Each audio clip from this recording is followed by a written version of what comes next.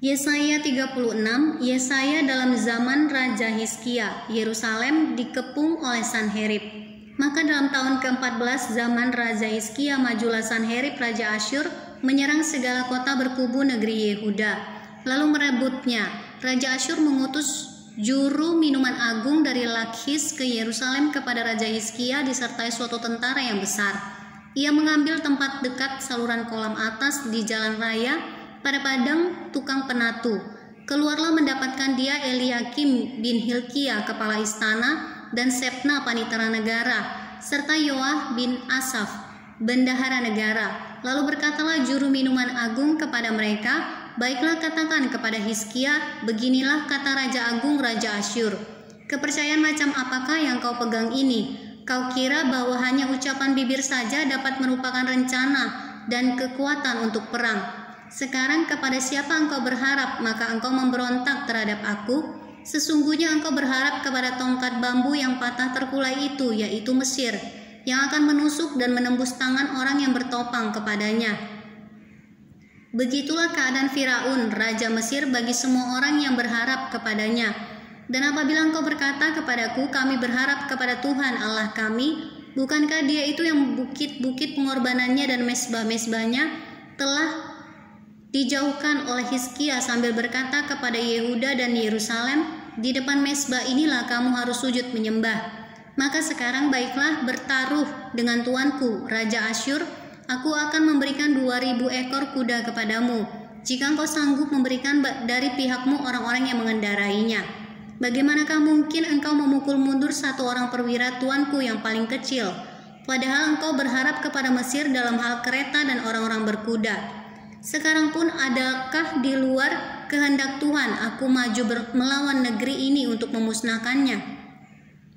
Tuhan telah berfirman kepadaku, majulah menyerang negeri itu dan musnahkanlah itu. Lalu berkatalah Eliakim, Sebna dan Yoah kepada juru minuman agung, silakan berbicara dalam bahasa Aram kepada hamba-hambamu ini, sebab kami mengerti, tetapi janganlah berbicara dengan kami dalam bahasa Yehuda, sambil didengar oleh rakyat yang ada di atas tembok. Tetapi juru minuman agung berkata, adakah tuanku mengutus aku untuk mengucapkan perkataan-perkataan ini hanya kepada tuanmu dan kepadamu saja? Bukankah juga kepada orang-orang yang duduk di atas tembok, yang memakan tahinya dan meminum air kencingnya bersama-sama dengan kamu?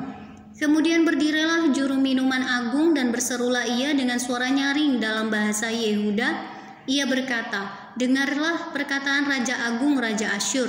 Beginilah kata Raja, janganlah Hizkia memperdayakan kamu, sebab ia tidak sanggup melepaskan kamu. Janganlah Hizkia mengajak kamu berharap kepada Tuhan dengan mengatakan, tentulah Tuhan akan melepaskan kita. Kota ini tidak akan diserahkan ke dalam tangan Raja Asyur.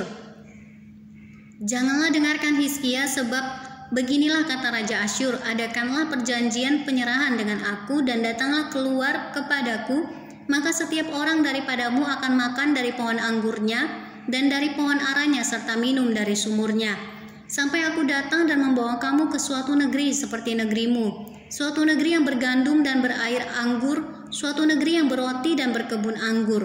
Jangan sampai Hizkia membujuk kamu dengan mengatakan, Tuhan akan melepaskan kita. Apakah pernah para Allah bangsa-bangsa melepaskan negerinya masing-masing dari tangan Raja Asyur? Di manakah para Allah negeri Hamat dan Arpad? Di manakah para Allah negeri Sefarwaim? Apakah mereka telah melepaskan Samaria dari tanganku? Siapakah di antara semua Allah negeri-negeri ini yang telah melepaskan negeri mereka dari tanganku, sehingga Tuhan sanggup melepaskan Yerusalem dari tanganku? Tetapi orang berdiam diri dan tidak menjawab dia sepatah kata pun, sebab ada perintah raja bunyinya, jangan kamu menjawab dia. Kemudian pergilah Eliakim bin Hilkia, kepala istana dan Sebna panitera negara dan Yoah bin Asaf bendahara negara menghadap Hizkia dengan pakaian yang dikoyakkan, lalu memberitahukan kepada raja perkataan juru minuman agung.